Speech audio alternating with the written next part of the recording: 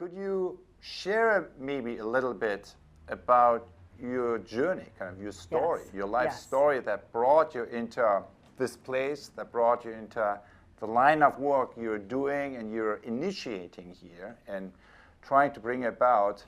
What was that story? So I'm a civil rights lawyer by training, and I spent about 7 years working in the U.S. in the Deep South on voting rights cases. So if you're familiar with the history of the U.S. and the South, it was a culture historically, and to some extent today, of deep racism against African Americans. And my work as a lawyer was to challenge the structural barriers, the legal and institutional ways in which African Americans in particular were barred from full participation in society. And it is really important work. There are people still doing it today. And for me, it really, it generated deep anger. And the anger originally was a great resource to me for understanding that there was something that took a tremendous amount of energy to address, and I needed that energy to continually fight to change these legal structures. And over time, I began to see that I was less effective doing that work because the anger actually was blinding me to other possibilities. There came a time when I was working on a very big, high-profile trial, and my job was to depose the lead plaintiff, the person who had brought the lawsuit.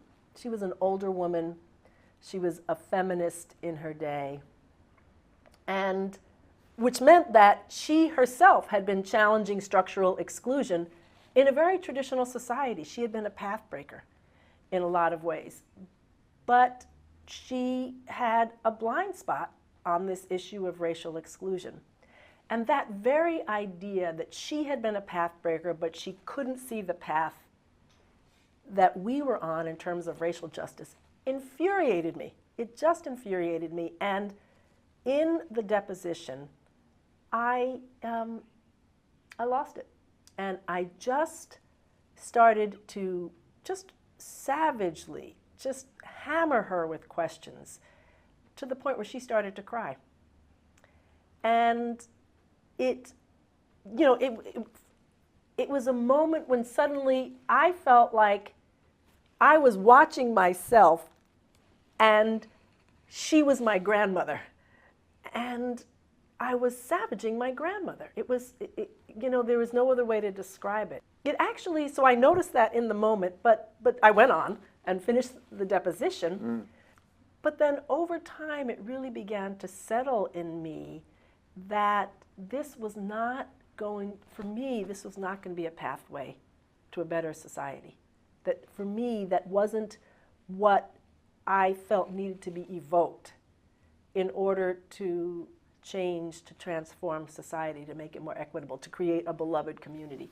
And actually, that was the last trial I ever did. I quit after that and began to look for another way of taking on societal challenges. So in that story, what I heard you sharing is, so I felt like it's like you're operating on one level of activity, and then you share this moment of awareness. It's like your awareness is moving up to another level. Mm-hmm. You begin to see, oh, what am I doing? And then you went you went kind of back down and finished the job. Yeah. So there's like a choice point here, right? Yes. So you can pause, you can stop, or you can continue, finish the job. And then the second choice point is then you can keep doing that for a lifetime or another decade, or you can quit as you did. So there are these two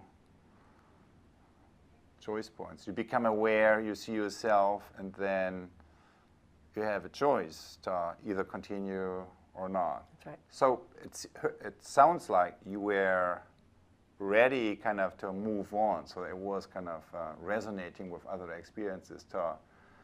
So I had a baby in between. And the baby was tiny, tiny, tiny. And we won the case. And I was supposed to, my job, though I was on maternity leave, was to write an op-ed about the case. And my baby was maybe 2 weeks old. And I'm holding the baby in one arm and with one finger typing out this op-ed. And then my sister calls. So I've got my arm up here, I'm doing this, the baby in the, she's, you know, what are you doing? You're supposed to be just relaxing with the baby. And I'm writing an op-ed, and what's the op-ed about? Well, the op-ed is about this case we just won. And as I'm explaining to her the case, she knew I'd been away, you know. As I'm explaining to her the case, she says, I don't blame that woman at all. I would have sued you too. And I'm thinking, first I'm looking at my baby thinking about, you know, what is he going to have in this world if this conversation keeps going like this? And then I'm thinking my own sister, who grew up in the same house, had the same experiences, came to some different conclusions, doesn't even understand what I'm doing, doesn't even agree with this approach, you know.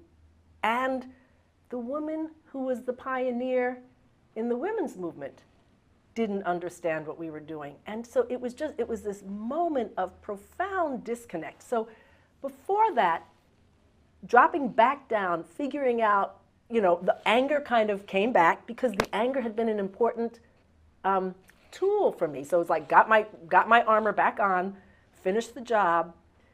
But when that second thing happened, it was just too much. It was everything. It was this tiny baby. It was this this familial tie that there was not understanding or empathy there. And I just thought there's got to be another way that these pieces can come together. So that was really, it was that second thing that really kind of ripped off the armor and did not allow me to go forward after that. But I have to say, so that was before I ever understood anything about presencing. And I think that's important because the difference in having that moment unconsciously, in a way, and being able actually to evoke that moment, and not just on an individual level, sitting next to somebody who becomes your grandmother, but in a collective way, being able to shift an entire context, entire social context, what we think of in presencing as the field, is actually, that you could actually learn that, become attuned to the dynamics that make that happen, was a huge revelation for me. And it was actually the piece that I was missing in all of my civil rights work. What I had learned was that you could change the structure, you could order a different set of practices through the courts, but you could not change people's hearts. That was the lesson of all of that stuff, of all of that, the experience of that case and the aftermath with my baby and with my sister, was that you can do all you want to change the formal structures, but the work that is going to make permanent change is a change of heart. And that's what King was talking about when he talked about the beloved community. And that's what I found when I first encountered presencing, was there's a way to intentionally do this, to create space for people collectively as well as individually, to have a shift in empathy, to have a change of heart, to see each other in their full humanity. And you didn't have to wait for somehow a collective mass awakening. You could actually try to move the social field towards that. That was the big, when I first encountered that in presencing, it was like, that is the thing I've been missing.